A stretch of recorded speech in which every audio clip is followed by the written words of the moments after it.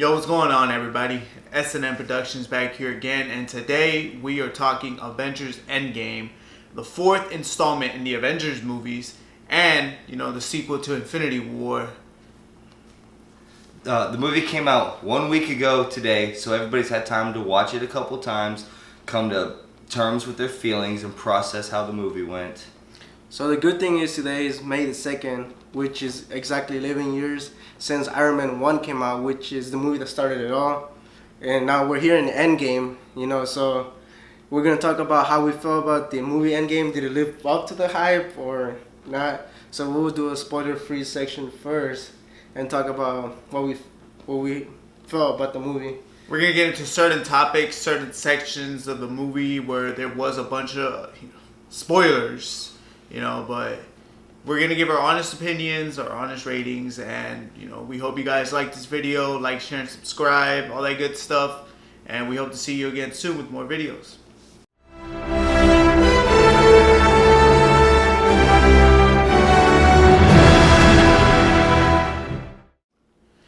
Alright, so now we're going to give our thoughts about the movie.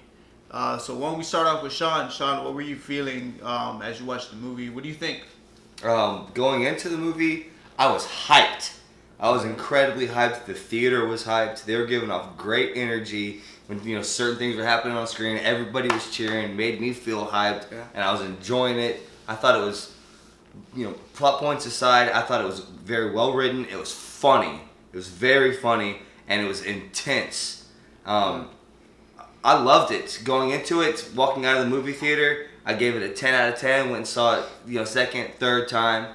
Opinions changed. Rewatching it, seeing different aspects. I still think it's a very solid movie. I wouldn't say it was as action packed as Infinity War, but it was more plot driven with character growth and development, which I like in movies personally. And I thought it was a solid movie. What about you, Nelson? I also was really hyped for the movie. One thing I can say is this movie has fan service. There's a lot. Obviously, this is spoiler free, but there's a lot of moments when it feels like this movie was made for the fans. So the Russo's brothers know what they're doing. And one thing I always thought about was for example, when they made Civil War, how good it was. Is how can they top that off? Mm-hmm. But this movie, it tops that off too, and it just higher, especially the last 30 minutes of the movie. It was like reading a comic book. So, for me, I'm excited. I was excited about it and still am. Can't wait to see what else they're going to do in the future. So, well, Well, I went into this movie with an open mind. It was a quick year, But yeah, it doesn't feel like you waited an entire year to watch this film. Time flew. For a 3-hour movie, time flew. I really enjoyed it. There's a lot of stuff in the movie where me personally I wasn't a big fan of, but when the movie picked up, I'm talking about the movie picked up. If I had to rank it between that one and Infinity War, me personally, I'm an action guy, so Infinity War is it for me. But aside from that, Avengers Endgame is the biggest movie of the year already. Yeah, it's gonna be really close to a lot of people's hearts, so it's really good. I really enjoyed it. So what would you give it out of a rating of 10? Out of an honest 10 rating, I would honestly give it a 9. A 9 for the reason that there wasn't as much action as Infinity War, but when the action happened, it happened, Mm-hmm. And there was a couple scenes in the movie that I felt could have been taken out completely, and it wouldn't have affected the story. I agree. Yeah. What about you, Nelson? I'm gonna have to go with an 8 out of 10. Why? But a really, really high 8. Just like the first two-thirds of the movie, I enjoyed it, and I can see what they did. But later in spoiler free, we can talk about what they did and plot points and stuff. But the last last part of the movie, man, that was awesome. I don't know how anyone else can top that off. So not even Justice League can top that off. I don't know. Sorry, no. Justice League 2 cannot top that off. But that's because Justice League 2 hasn't come out yet. Yeah. I mean, me personally, I'm with Noel on this. I'd give it a 9 out of 10 as well. I would give it a 10 out of 10 at first just because the adrenaline was hyped and through, my heart was boiling. But upon further reviews, I'd give it a solid 9 out of 10. It's a great movie. I think one of the great things about this movie is like, as it starts, you're sitting there in the theater and you're telling yourself like, am I really watching this right now? Like, is this for real? Yeah. Like, because, you watch Civil War, you watch Infinity War, you watch, like, for example, Ragnarok, like, all these MCU movies, and it all leads up into the Endgame. And, as soon as the movie starts, like, it starts with a kick, and, like, you're literally sitting there like, oh, crap, like, am I, like, seriously watching this? Is this real life right now? Yeah, it's real life. We're here in the theater watching Endgame. I've waited a year. Exactly. Yeah. So, 11 years. Solid movie. And this is literally what 10 years of hard work has led to. And very emotional. I mean, like, I know people who cried. Their eyes out. Yep. I mean, I actually cried in Infinity War. I didn't cry during Endgame because I expected some stuff. Infinity War was a lot more sadder than you were not expecting the. And then Spider-Man, you were not expecting that. Yeah. But we'll get all into this. Mm-hmm.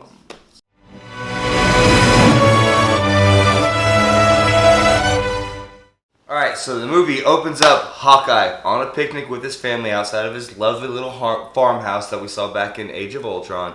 He's shooting his daughter how to, he's teaching her how to shoot the bow, and he calls her little Hawkeye, which is cute, super precious. They have a nice talk about hot dogs and who puts mayonnaise on hot dogs. Seriously, who puts mayonnaise on hot dogs? And he turns around for 1 second and you see his daughter dust in the background, and you turn around and he's looking at both of his kids and his wife, and you see dust flying in the wind. You're like, holy shit, this is Thanos. He just snapped his fingers, and then it cuts to the title card. Hell of a way to start a movie. Yeah. Really. And it only gets crazier from there because the very next scene is Iron Man and Nebula. They're in space. This is literally like paper football. Yeah, it's like this is literally like days after their fight on Titan. Mm-hmm. Like it literally like no time, just straight to it. Mm-hmm. And by this point, Tony's accepting his death. He knows he's gonna die up in space. Like, how's he gonna get back? Like they're out of fuel. Exactly. They're just floating listily. They're out of air. They're out of food. He gives a very emotional speech. And he just lays down, he accepts his death, and at the very last second, he gets rescued. Yeah, Captain Retcon. by none other than Captain Marvel. Of course. Right, which we saw coming in the mid-credit scene of Captain Marvel. We see it there. It's pretty much, I don't know if some people like it, but I like it that they really didn't show that in the movie. Mm-hmm. We already saw it, so Captain Marvel was with the Avengers already, and they told her, go get Iron Man from somewhere over there, right? Mm-hmm. So Iron Man, Tony comes back, and he's like, he's fighting with Captain America because of Civil War. They haven't seen each other since. The fight he had with he's almost like scared, almost like. It's terrifying. So, and he's skinny. Robert Downey Jr. lost some weight for the beginning of that movie. Yep.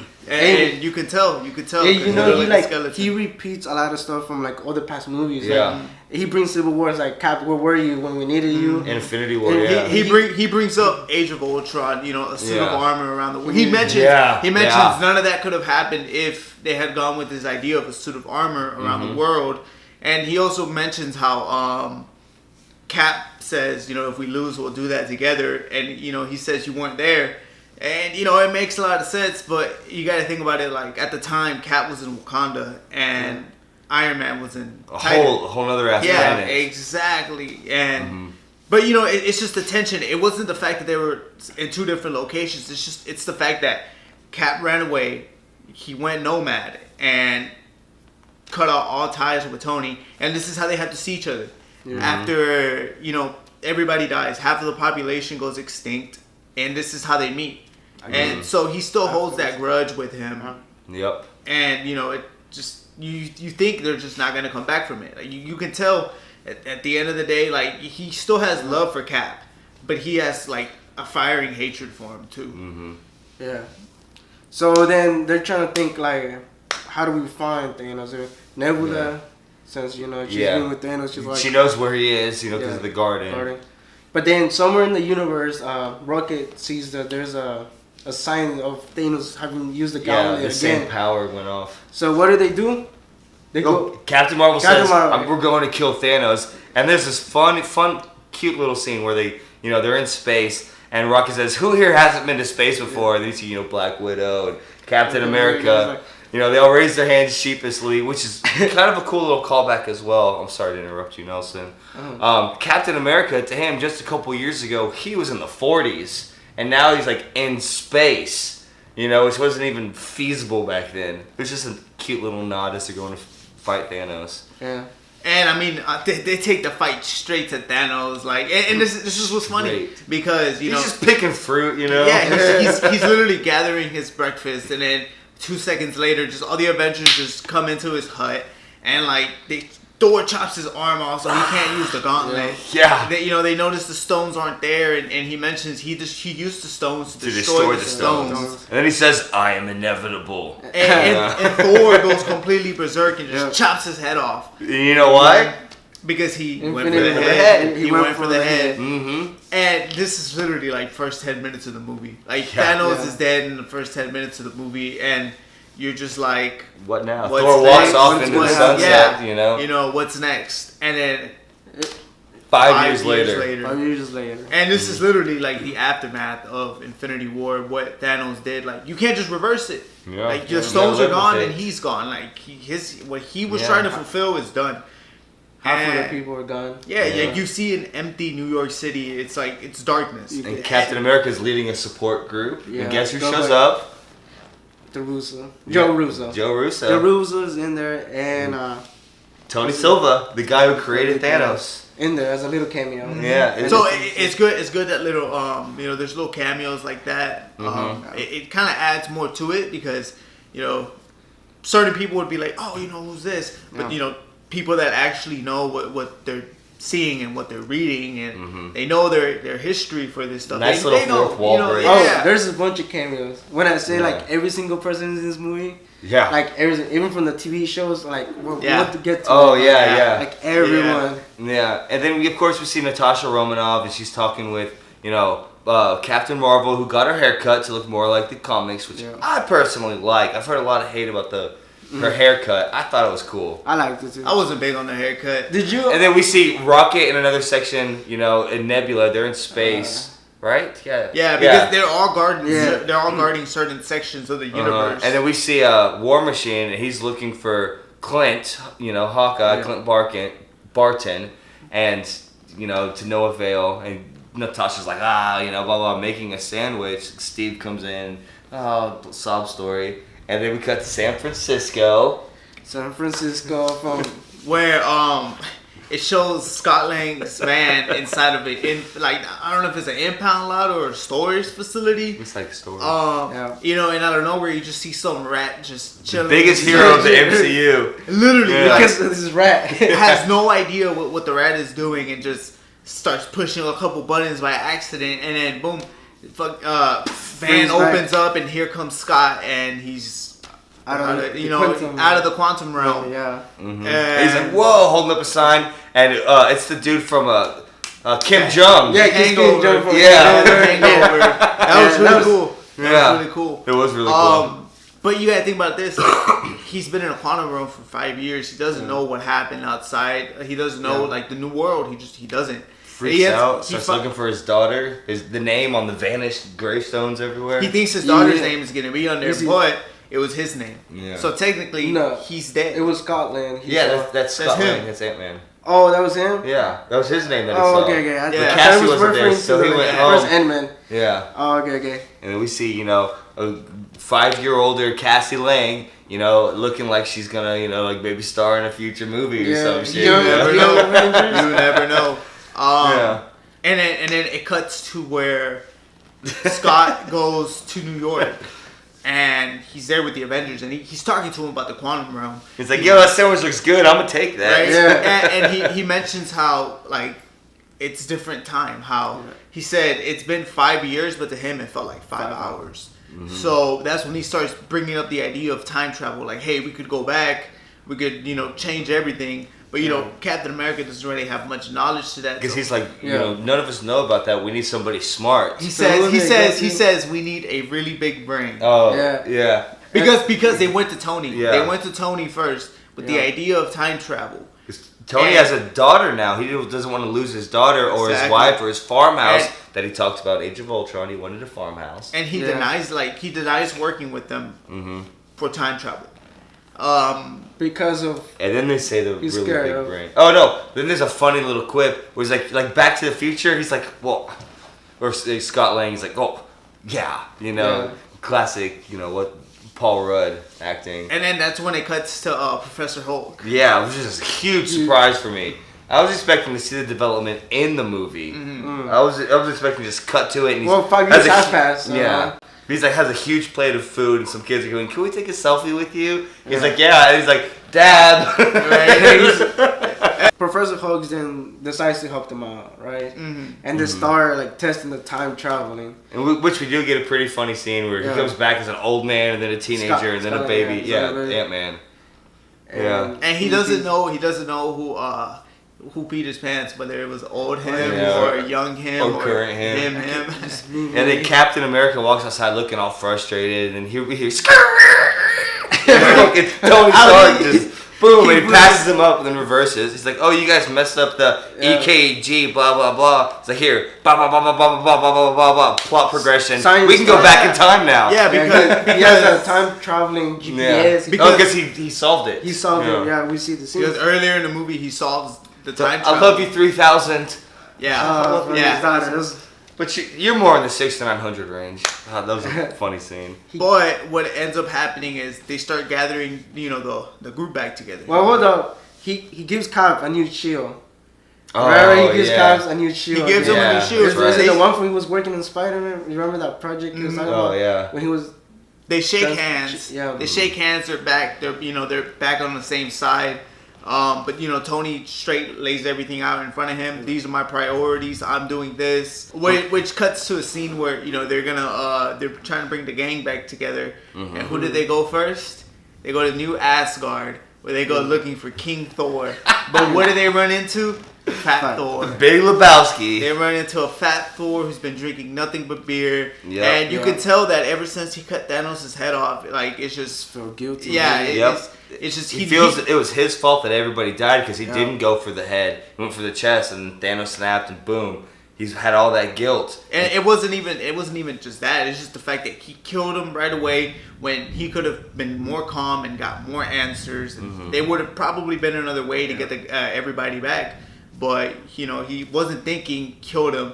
And what happens? 5 years later, he's fat and he's using Stormbreaker as a bottle opener. Yeah. Hey, Nelson, what do you think about Fat Thor and that whole story arc? I loved Fat Thor for some reason. I know some people might not, but I thought it was funny at first. I mean, then it started the way contrived. it took him, like he's funny.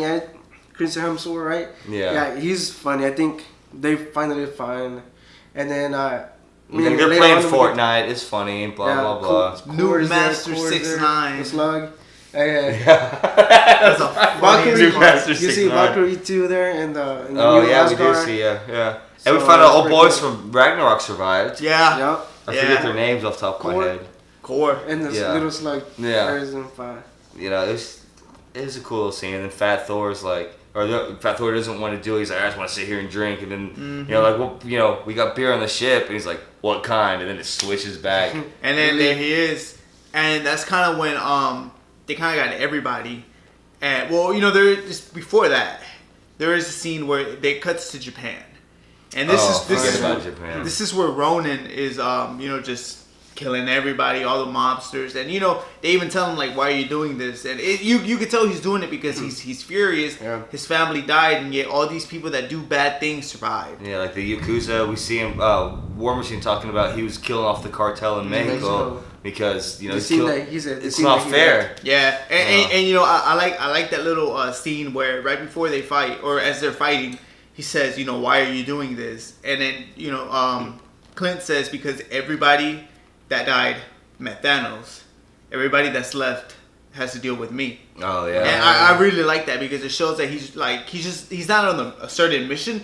He's just killing everybody that's bad. Yeah, I'm glad you told me that because I went pee during all the times I saw it. That's when I went pee was during that part. And who shows there is Black Widow comes out there to get him to Because reunite. that is like, what if we can time fix traveling. it? What if we can bring them back?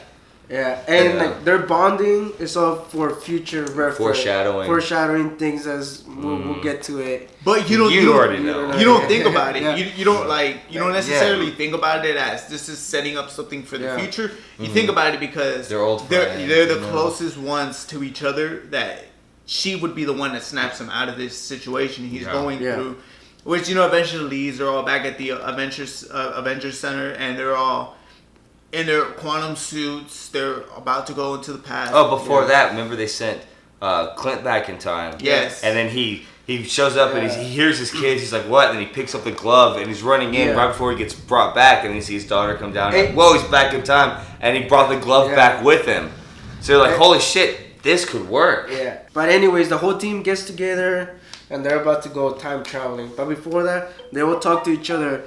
What do you know about the stones? Or where have you seen the stone? Like, and so they start making plans to where to go back in time, specifically to those stones. And then Black Widows are like, if you think about it, all three of the stones were together in New York for the first Avengers battle. Before that, we talk about how Nebula knows where the Power Stone was from the first Guardians of the Galaxy movie, and then they know where Vormir is. Yeah, for the Soul Stone. Like that's one team with War Machine and Nebula, and then Black Widow and Hawk or Ronan now technically, and then they're gonna go after the Power and Soul Stones, and then Thor and Rabbit. Rabbit. They're gonna go Reality Stone because of Thor: The Dark World, and blah blah blah, and then the rest of our crew go to Battle of New York.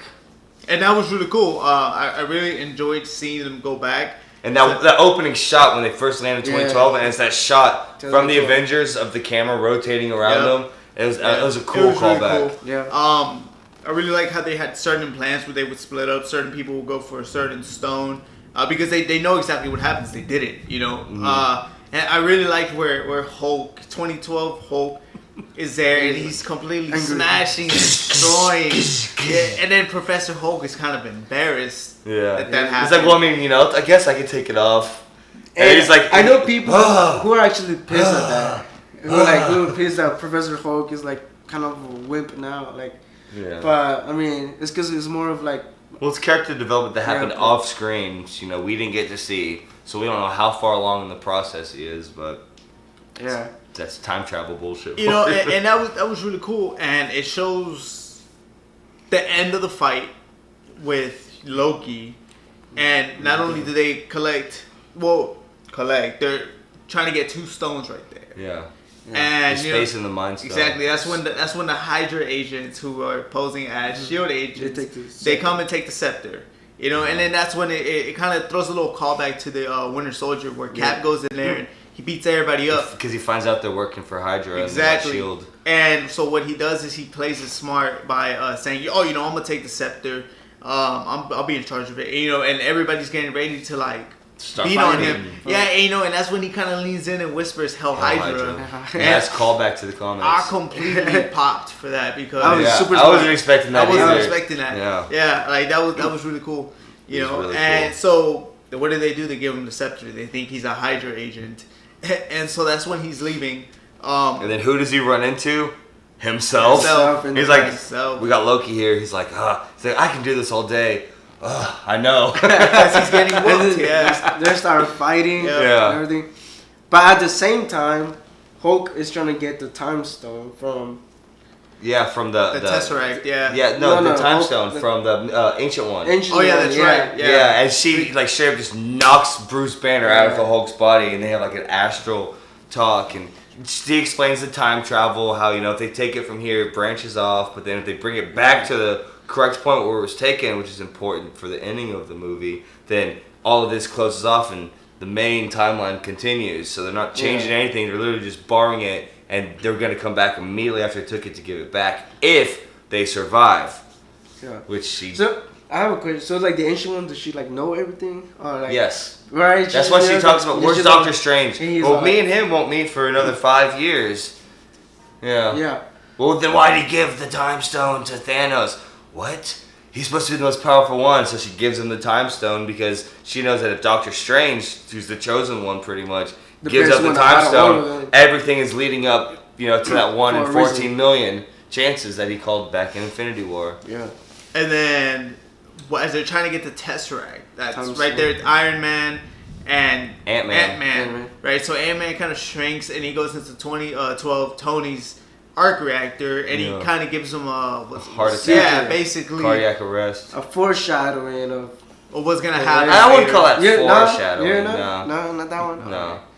And they kind of lose the Tesseract, which causes Loki to grab it. He disappears. Oh yeah, because there was a funny scene earlier where they get in the elevator and the Hulk tries to hop in. Like, no, sorry, wait, let me take the stairs. He's like, oh, hate the stairs. Oh, and then he goes on the stairs. So as they're executing the plan, Tony has the Tesseract suitcase, and the Hulk bursts out of the door, knocks him over, and spills the Tesseract on the floor, which Loki picks up, and disappears with. Which they mentioned as they time travel, they have two of the quantum serums. The pin particles. Yeah, the pin particles. One for each. One to go there and one to come back. So yes. what do they had one chance to make everything happen perfectly, and then they fucked it up with the Tesseract. And so what they do is they go further back in time with the second pin particle to not only get the Tesseract but to get more pin particles, and that was 1974 or something. It was the camp where he trained. Yeah, and the same one from Winter Soldier. Yeah, but that scene when as soon as they go back in time, it opens up beautifully with the very last Stan Lee cameo where he drives up and he looks like 1970s Stan Lee. Yeah. Make love, not war, and he drives off. That was really cool. That was really cool. I really. This is also where I went pee both times I've seen it. Okay. Yeah. I really, me personally, I really appreciated that little scene right there because it's literally the last Stan Lee cameo. Yeah. And then Cap goes and he finds a picture, or he sees old Peggy in person. And he's like, I love my life. And Tony's like, Daddy, why'd you die? He sees his father. Yeah. So they grab what they need and they leave. They go back. Yeah. Tony Stark sees his dad there. Yeah. Nothing important happens. Not as important, except for there's a throwback to Jarvis too. Yeah. Oh yeah, from the TV show Agents of S.H.I.E.L.D. From Agent Carter. Oh, Agent Carter. Yeah, it's the same actor who plays Jarvis in that. That was really cool. Yeah, which I didn't catch on to. I'd never seen the show. Yeah. Regardless. Which when they leave, they grab what they need, they leave. Yeah. And then we cut over to Black Widow. Or at the same time, all of this is going on. Yeah, and then Nebula, and then War Machine. They arrive on planet. What's the name of that planet? I can't remember. It starts with a P. It was from Guardians of the Galaxy 1. Yeah, but anyways, they show up. Morag is the name of the planet, and they're looking for the Power Stone, and they're like, okay, he'll be here soon. And then Hawkeye and Black Widow take off to go to Vormir to get the Soul Stone. Mm-hmm. It's when they run into the Red Skull again. Great cameo, in my opinion. Yeah, especially because he's like, Natasha, daughter of, and he says the names, and she just like gets all teary-eyed, and he's like, "What's wrong? I never knew my father's name," and And what happens there? They get into a crazy fight, dude. They're like, "I'm dying. No, I'm dying. No, I'm dying. No, fuck you. I'm dying." Because you need a sacrifice for the Soul Stone, a soul for the Soul Stone. And at the end of it, who's the one that does it? Black Widow. Which was a good shot though, because Hawkeye knocks her down and goes running off the cliff and jumps. Like, oh my god, it's him! And she jumps off and tackles him, activates his little thing, boom, saves him, and then falls to her death. And he's left there teary-eyed, and then he gets the Soul Stone. And he knew he needed to do it, but he knew it wasn't worth it. Yeah. He and knew. She did it because she said, you have a family and kids to go back. Yeah. I don't really have no one. Super sad. It was a good... seeing sad moment for me. Yeah, it was a really sad moment. Emotional. I didn't even expect that. No, I don't think anybody did. Nobody thought about the sacrifice it would take to get the Soul Stone. Exactly. I honestly thought there would have been another way, but clearly there wasn't. And I didn't see either one of them jumping off that cliff. Yeah. They went with Black Widow. Proves that the Black Widow movie is going to be a prequel. Yeah. But that's okay. I really enjoyed what Black Widow has done in the MCU, and that was a good chapter being growth. closed. Yeah. While that's happening, Nebula and War Machine are going after the Power Stone, and this is a great callback to Guardians of the Galaxy 1, where he's listening to the music, how it opens up, and he's kicking all the lizards, and then it shows it from their perspective, and he's just kind of quietly singing while he's kicking it, and it's really funny, and they knock him out, and they go after the Power Stone. Nebula just sticks her robot hand in there and takes it, and then they start to go back in time. Hold up. Oh, Thanos. Yeah. What I like about their Nebula and War Machine is she said, "Be careful, because we're not the only one looking for the stones in 2014." In 2014, and guess who we see? Old Nebula, old Gamora, and old Thanos. Because future Nebula and past Nebula are connected to the same Wi-Fi network or some shit to Thanos' ship or to their through their whatever internet. So Wi-Fi. Thanos and Gamora are able to see future Nebulas through memories and what's going on through past Nebulas. That's how Thanos sees that he gathers all the stones. That's how he knows he wipes out half the population. What does it do? It literally motivates him even more to get the stones. He knows what's gonna happen to him. He knows that he dies. He literally watched himself die, and he was okay with it because he knew inevitable. He knew that that was gonna happen. So it literally only motivates him to get it even more. And so what happens? They capture Nebula because she's her and War Machine are trying to go back to the future. And she has a moment where they're tapping into her neuro thing, so she can't go back in time. War Machine goes without her, and then they go and Nebula captures her. They capture her, they gather the information that they need, and then past Nebula is the one that goes back into the future. She takes her little red thing. Yeah. They don't suspect a thing. Yeah. And as they built the new gauntlet, like literally, they grab everything. We're skipping ahead. Thor and Rocket. Thor and Rocket, yeah. Which is, it's just Thor, being fat, lazy, drunk Thor. He's like, I'm going to the wine cellars. And Rocket's like, come on, you got a mission to do. And then Thor sees his mom. He's like, today's the day that she dies. I mean, I guess it's cool that, like, he had, like, one last moment with his mom. But, to me, it was it was literally just another scene I didn't really like. Yeah, they had to get the Ether Stone. Rocket got it. It's funny because we see Natalie Portman, which is a deleted scene from Dark World. They actually didn't get her in the movie, even though she's in the credits. Yeah. I don't know if you saw it. They had to credit her. Yeah. But, we see a funny scene where he's running through the halls and the Asgardians are chasing them. And then Thor's having a moment with his mom. Rocket finally gets there. He's like, we gotta go. And Thor's like, hold on. And she does this, and Rocket's like, what are you doing? And the mom's, sometimes it takes him a minute. And he gets Mjolnir, however He gets his hammer back. He gets his hammer. And then they leave. He takes it to the future. Yeah. Which, as soon as everybody gets back together, they all have their stones that they need. Yeah. And they realize Black Widow was the only one that didn't return.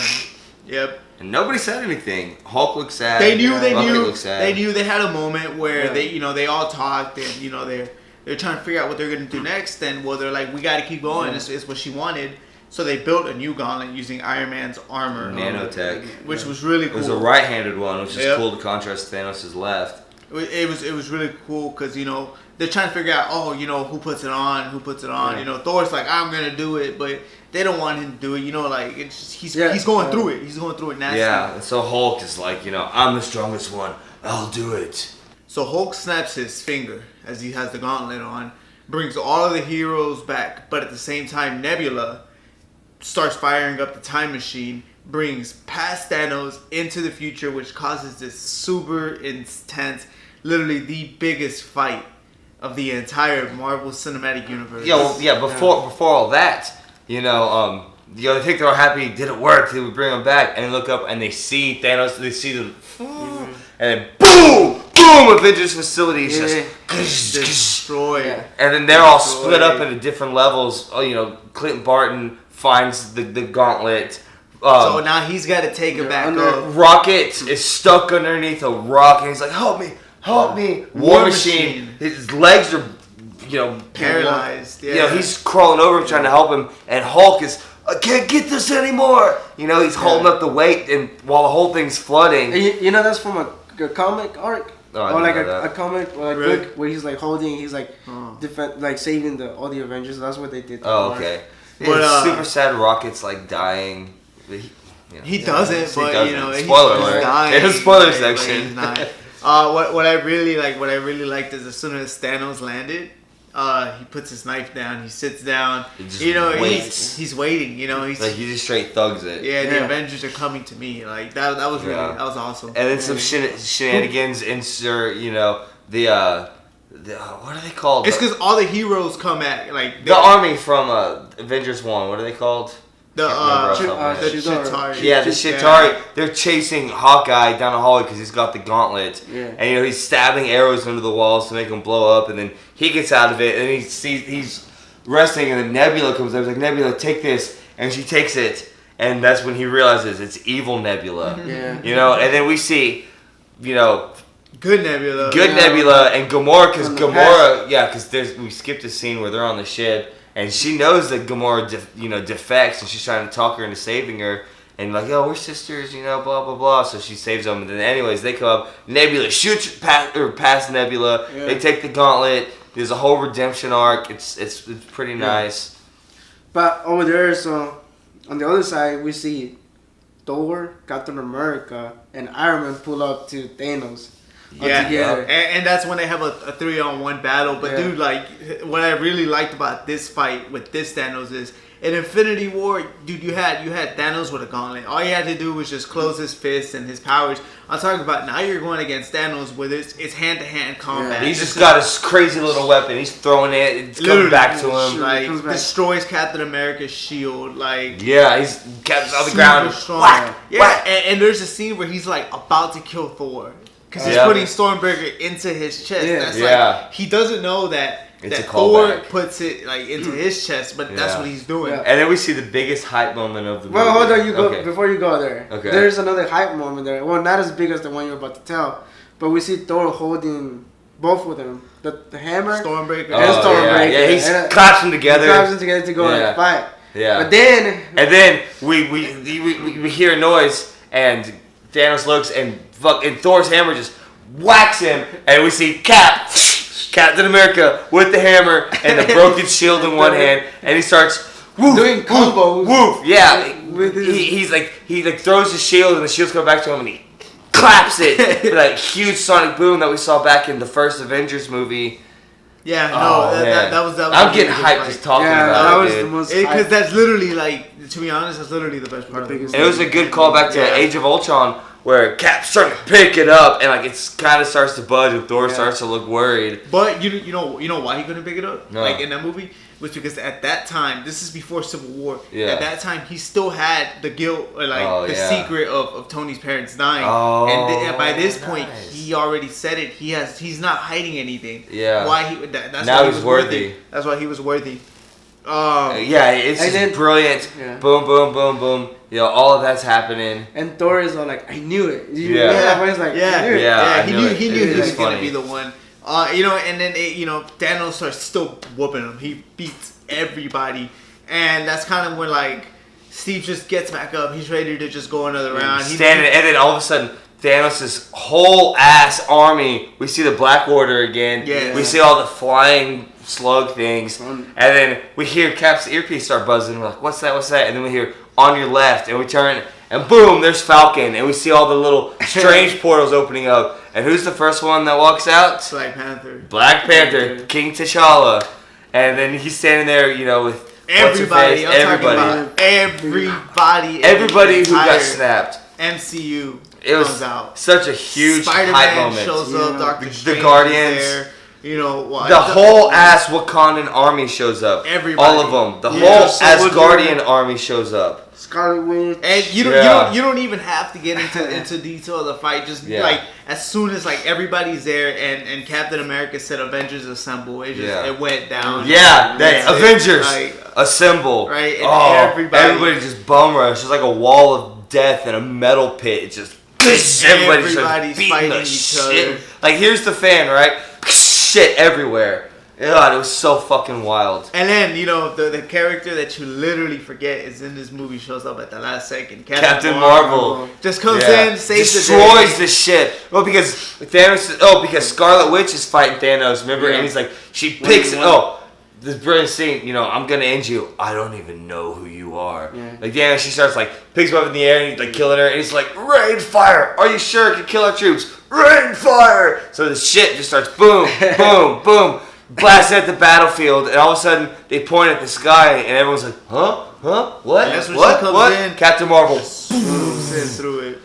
Yeah, and then she lands. Oh, because during this whole time they're trying to get the Infinity Gauntlet to Scott's van to the quantum realm so they can return the stones. So that And- everything can go back. And then Thanos destroys the van. Oh, before that, I'm skipping ahead. So Captain Marvel, through a whole series of events, ends up with the gauntlet, and then we see all of the female Avengers just perfectly land right next to each other in this whole-on feminist battle where they're charging Thanos' troops, and it was a pretty cool scene. It was. It was, and it was kind of reference A-Force without the female. Mm-hmm. You know, it was a good scene. It's just, you know, they were trying to push an agenda to me. Yeah. In a way that everybody just perfectly was there. You know what I'm saying? Yeah. Up here. Yeah. If it would have been like everybody running together, come over here, it would have been a way different. I like that scene that happens right before that where Peter Parker's laying on the ground, you know, and then Captain Marvel stands over him and she's like, I'll take that. He's like, I'm Peter Parker. She's like, hi, Peter Parker. And she takes it and flies off. I thought that was a cool little scene. And I really liked how, like, after that happens, like, still, Thanos still puts the smackdown, right? He's still putting in work.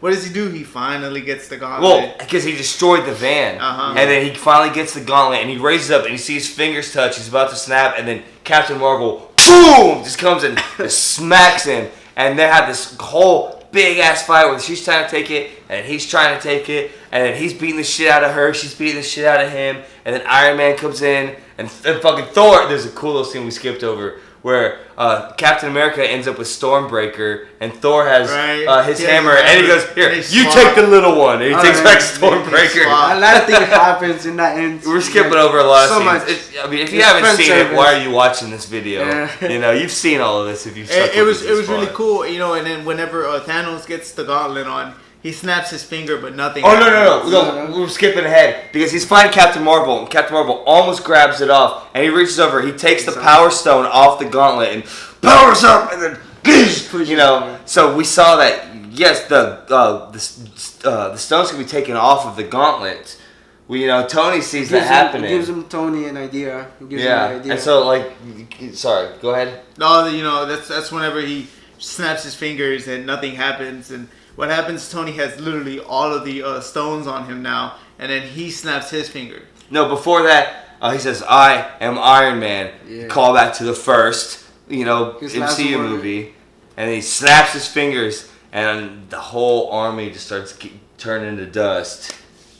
And at what cost? Everything. Literally his life. Yep. It killed Tony. It killed him. We see a nice little contrast where Spider-Man shows up and Spider-Man starts getting emotional. That was the opposite. You know, it's the opposite. Pepper Potts. Shows up. Oh yeah, but Rescues rescue. in there But too. remember, she showed up and she's all like happy about it. She's like, oh, you know, blah blah blah. Like she doesn't seem sad, even though she's crying. And then he dies, and it's super sad. And it cuts into a funeral scene. All the heroes are there. Everybody. I think what I liked most about that scene is as they were playing back his final like message. You know, he's talking to them. He knows that he's probably gonna die. What I really liked is like as he's talking, he gets up from the chair he's in. He's walking. You know, he's talking to his daughter. He's talking to everybody in the room. I love you 3000. And then you know, literally as he gets into a certain spot and just looks straight. And then he says, "I love you 3000." Like it's like he knew where she was gonna be sitting. Yeah, I know. It's like if he knew exactly where she was gonna be sitting. And like to me that was like, oh man, like that's it. Like there's literally like that was the end of Tony Stark in the MCU. Yep. Then we get that. We skipped over. Peter Quill and Gamora ran into each other. And During the well, this is during when the fight. I know because I'm thinking about the funeral scene. And she knees him in the balls twice. Oh, you got me on the second one. And we never see Gamora again because at the funeral we see every Avenger, everybody. We even see Aunt May who showed up. Yeah. You know, because I guess her and Tony Stark. The were little banging. kid from Iron Man 3. We see Maria Ross was there. The dude from Incredible Hulk, which is canon, showed up at the end. Maria Hill. No, I'm talking about the commander dude who's No, Yeah, but, the he's commander. but he's always Oh, been yeah. in there. Yeah, Maria Oh. Hill's in Yeah. there. Yeah, he's, Yeah, we see Captain Marvel, of course, but yeah, we see the kid We from see Nick Fury at the end. yeah at the very end, Yeah. and she kind of turns and looks, and it's really sad. And then they send Captain Rogers, Captain America, Steve Rogers, back in time with the hammer and all of the the gauntlets, stones. yeah, the stones to To- fix everything in time, and like we can bring him right back, and he doesn't show up. But then they kind of look, and who's that sitting on the bench over there? Oh, it's old man Captain America. Straight from the comics, although in this movie it'll bring a lot of plot. Which Yeah, he passes the torch on to Falcon. He gives him the shield. You know, he tells him, he's like, I know you're gonna do good with it. And then the movie ends with him back in the past, and he's finally having that dance with Peggy, that he wanted. And that's literally how the movie ends. But yeah, that was basically our discussion and review about Endgame. Really solid movie, really great, like end of a saga. It's really what it is. Really looking forward to Spider-Man and Dark Phoenix coming out, for example. Yeah, we'll be here for that. Yeah. We're gonna be here for that, Of course. So we really appreciate you guys tuning in, listening, and we enjoy making these things for y'all, man. So S&M Productions, man. If you've stuck around with us for this long, make sure to like, subscribe for more content in the future like this. Most, we're trying to get more production value to our channel, so stay tuned for that. And leave a comment down below. What do you think of the movie? Make sure to follow us on our social medias and let us know what you think. S&M Productions, signing out.